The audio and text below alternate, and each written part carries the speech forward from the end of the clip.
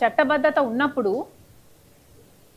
మన ఎంపీలు కానీ మన నాయకులు కానీ వీటి కోసం ఎందుకు పోరాటం చేయటం లేదు? మనకు అవసరం లేదా ఇవన్నీ? మన బిడ్డలకు అవసరం లేదా? మన రాష్ట్రానికి అవసరం లేదా? ఇప్పటికే ఇంత నష్టపోయిన ఈ రాష్ట్రానికి ఈ హామీలు ఎంత ముఖ్యం, ఈ హక్కులను సాధించడం ఎంత ముఖ్యం. కానీ నిజంగానే మన నాయకులు మన ఎంపీలు తగినంత పోరాటం చేస్తున్నారా? కనీసం మాట్లాడుతున్నారా?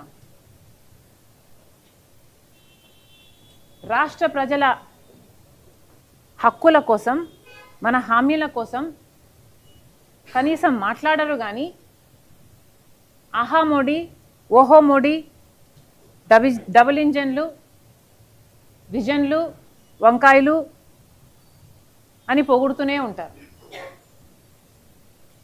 మనకి చీమ కుట్టినట్టయినా లేదా? మీకు బాధ అనిపించటం లేదా? మనకు చట్టంలో లా ప్రకారంగా మనకు రావాల్సినవి మనకు రాకపోతే అవి సాధించాల్సిన బాధ్యత, ఆ భారం మీ పైన లేదా? ఎందుకని మాట్లాడటం లేదు? ఎప్పుడైనా